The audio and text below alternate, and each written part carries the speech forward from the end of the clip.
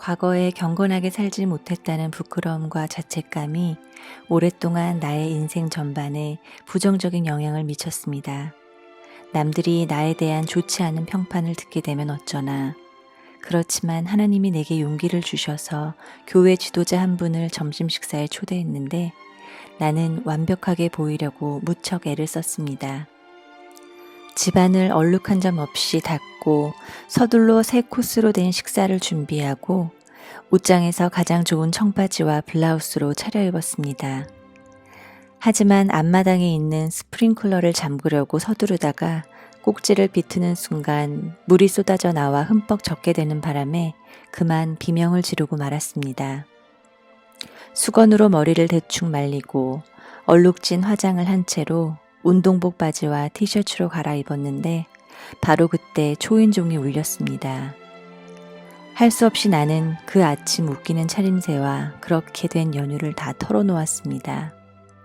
그러자 나의 새 친구는 지난 실패로 말미암은 죄책감으로 인한 두려움과 불안감을 지우려 애썼던 자신의 경험담을 들려주었습니다.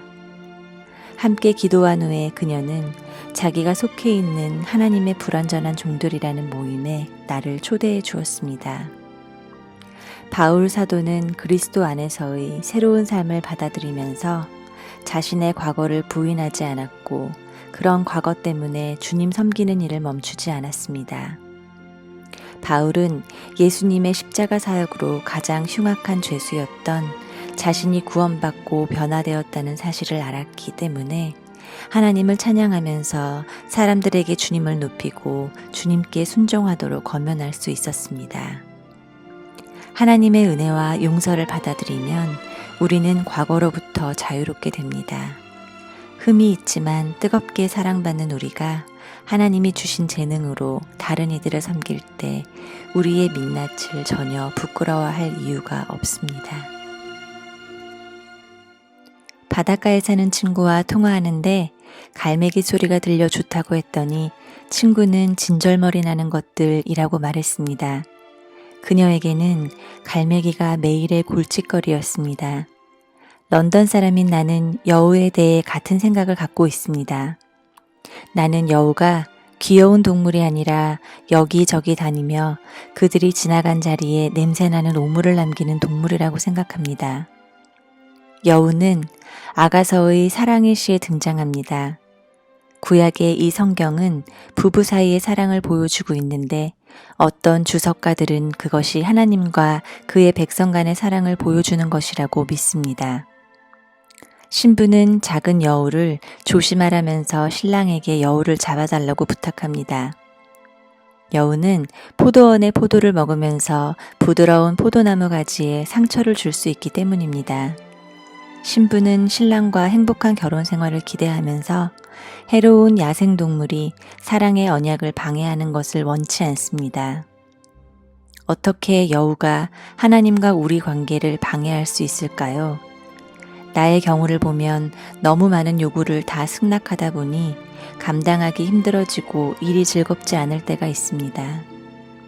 또는 사람들과의 관계에서 마찰이 생기는 것을 보게 되면 절망이나 분노를 느끼게 됩니다.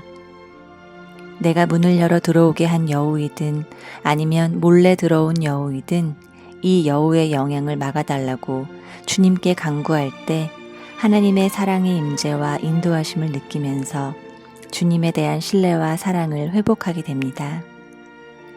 당신의 경우는 어떻습니까? 하나님과 멀어지게 하는 것으로부터 어떻게 하나님의 도움을 찾을 수 있습니까? 어렸을 때 나는 우리 동네 작은 도서관에 잘 갔습니다. 어느 날 청소년 권장 도서들이 즐비한 책장을 보면서 나는 이 책을 모두 다 읽어야겠다고 생각했습니다. 이런 야심찬 결심을 했지만 나는 한 가지 중요한 사실을 간과하고 있었습니다. 신간 도서들이 책장에 정기적으로 추가된다는 것을 생각하지 못한 것입니다. 나름대로 열심히 노력했지만 읽을 책이 너무도 많았습니다. 새로운 책들이 계속해서 더 많은 책장을 메워갑니다. 만일 요한 사도가 오늘날 얼마나 많은 책이 출판되고 있는지 알게 된다면 아마 많이 놀랄 것입니다. 그가 쓴 신약 성경의 요한복음, 요한 1, 2, 3서, 그리고 요한계시록 이 5권은 두루마리 양피지에 직접 손으로 쓴 것들이기 때문입니다. 요한 사도는 성령의 강권하심으로 그리스도인들에게 예수님의 생애와 사역을 목도한 것을 전해주려고 그 책들을 썼습니다. 그러나 요한이 쓴 것들은 예수님의 공생애 동안 행하시고 가르치신 것들의 극히 일부분에 지나지 않습니다. 실제로 요한도 예수님이 행하신 모든 것을 기록한다면 이 세상에라도 기록된 책을 두기에 부족할 것이라고 말했으니까요. 요한 사도가 한 말은 지금도 맞습니다. 예수님에 관해 쓴 수많은 책들이 있지만 온 세상의 도서관에 있는 책들로도 그분의 사랑과 은혜에 대한 모든 이야기를 다 담을 수 없을 것입니다. 또한 우리에게도 함께 나눌 우리 자신들의 이야기가 있고 또 그것을 대대로 알릴 수 있음을 기뻐하며 찬양합니다. 바깥 날씨는 위협적이었고 내 핸드폰에서는 갑작스런 홍수 발생에 대한 경보가 울렸습니다. 학교 버스에서 내리는 아이들을 데리러 부모와 어른들이 몰려와서 평소보다 많은 차들이 우리 집 주변에 주차되어 있었습니다. 버스가 도착하자 비가 내리기 시작했습니다.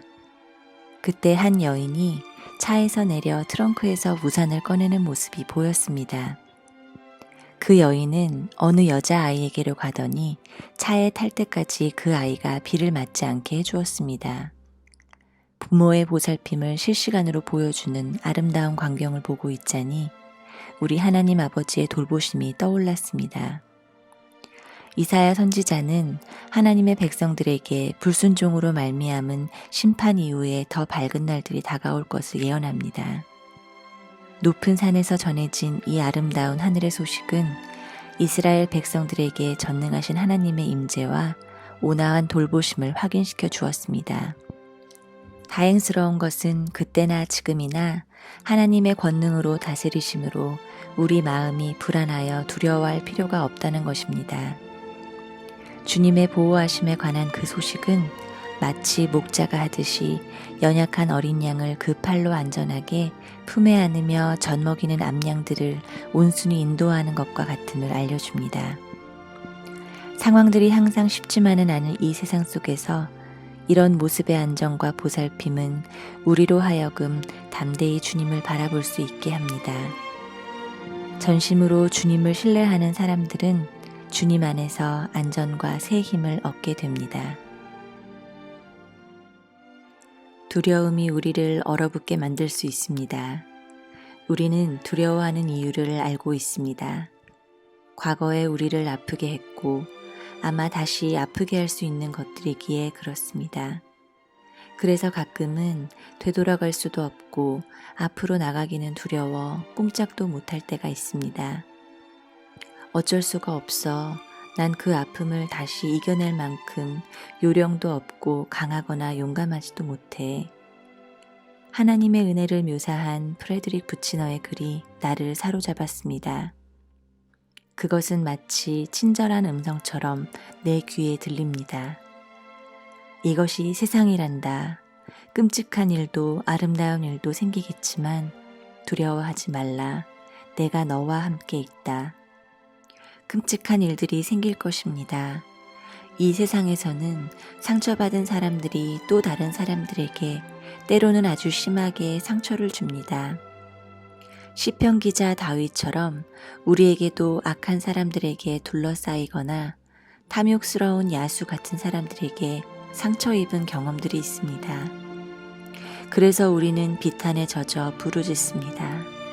하지만 하나님께서 우리와 함께 하시기에 아름다운 일들도 생길 수 있습니다. 우리가 상처와 두려움을 안고 하나님께로 달려갈 때 우리는 우리를 해하려는 그 어떤 힘보다 훨씬 더 큰 사랑, 하늘만큼 깊은 사랑을 경험하게 됩니다. 비록 재앙이 닥친다 해도 그분의 사랑은 우리 마음이 치유를 받는 확실한 피난처가 되어 주십니다. 언젠가 우리가 새로운 용기를 찾아 하나님의 신실하심을 찬양하며 그 날을 맞이하게 될 때까지 그렇게 해주십니다. 매일 만져서 너덜너덜해진 기도 일지에 기도 제목들을 기록하고 기도 하나하나가 어떻게 응답되었는지를 계속 점검하며 찬양하면서 믿음으로 기도 제목들을 새로 적어가는 사람들에게 찬사를 보냅니다. 나는 다른 사람들과 함께 모여 기도하고 늘 무릎 꿇어 기도해서 침대 옆 카펫이 다 닳아버린 사람들을 보면 감명을 받습니다. 나는 여러 해 동안 그런 사람들의 방식대로 해보려 애를 썼습니다. 완벽한 기도 생활을 따라 해보고 나보다 훨씬 더 유창하게 기도하는 사람들을 흉내내 보았습니다. 바르게 기도하는 방법을 배우기를 원했던 나는 기도의 비결을 알아내려고 많은 노력을 했습니다. 그러다가 나는 마침내 우리 주님은 그저 겸손하게 시작하고 겸손하게 끝내는 기도를 원하신다는 것을 알게 되었습니다. 주님은 우리가 은밀한 중에 기도할 때 들으시겠다고 약속하시고 화려한 말이나 외워서 하는 빈말들을 요구하지 않으십니다. 주님은 우리에게 기도는 주님의 위대하심을 높이고 공급해 주시는 주님에 대한 신뢰를 드러내며 주님의 용서와 인도하심 가운데 우리가 안전하다는 것을 확인하는 기회이자 선물이라고 확신시켜 주십니다. 하나님은 조용히 뺨을 타고 흐르는 눈물의 기도뿐 아니라 입으로 말하는 기도나 소리 없이 하는 기도를 다 들으시고 마음을 쓰신다는 것을 우리에게 확신시켜 주십니다. 우리가 하나님과 우리를 향한 그분의 온전한 사랑을 신뢰하게 되면 하나님 앞에 엎드려 그분을 의지하는 겸손한 마음으로 기도하는 것이 언제나 올바른 기도 방법이라는 것을 분명히 알게 될 것입니다.